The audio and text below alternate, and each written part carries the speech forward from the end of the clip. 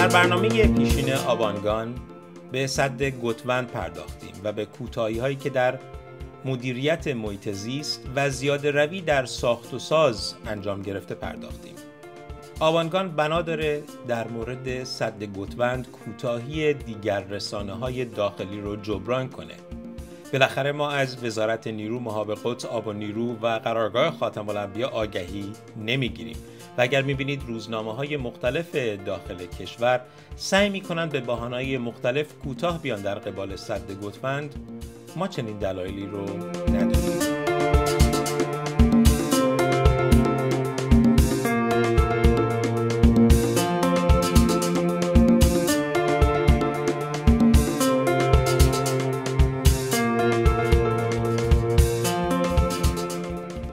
اما آنچه برای من جذاب است و همچنین برای همکارانم استقبالی هست که مهندسان و کارشناسان مختلف در شرکت‌های تابع وزارت نیرو از کار آبانگان کردند. یکی از مهندسان برای من نوشته: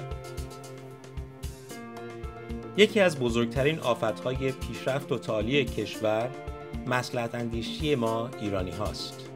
این امر در تمام رفتارهای فردی و اجتماعی و سیاسی ما دیده می شود. برای خود من که از دهه 70 در طرح‌های آبکی و عمدتاً سدسازی و رودخانه کار کردم، علل خصوص به عنوان مهندس مشاور، این باور وجود دارد که عمده این طرح‌ها ملاحظات سیاسی و اجتماعی و منافع اقتصادیش به مراتب بر توجیهات فنی و زیست محیطیش می‌چربد. متاسفانه اکثر طرح‌ها نه در وزارت نیرو که در وزارتخانه‌های جهاد و کشاورزی و نفت و تعاون سابق و الی آخر بر همین منوال است. نماینده به استاندار فشار سیاسی وارد می‌کند و او هم به سمت دیگر دستگاه اجرایی این فشار را منتقل می‌کند. یکی از بزرگترین ویژگی‌های ما ایرانی‌ها همین مصلحت اندیشی است. یعنی اینکه چرا من خودم را به دردسر بیاندازم؟ دیگی که برای من نجوشه بذار سر سگ توش بجوشه. خود من شخصا در مورد چندین طرح سدسازی دخیل بودم که وقتی به مدیران شرکت مشاور گفتم به این دلایل فنی و اقتصادی این سد هیچ گونه توجیهی ندارد، با دلخوری از من خواستند طرح را ادامه دهم.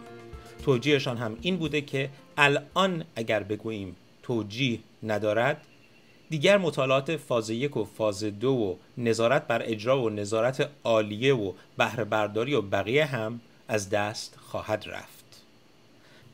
این کارشناس در ادامه نامه خود می‌نویسه: من مقصر اصلی را مردم می‌دانم.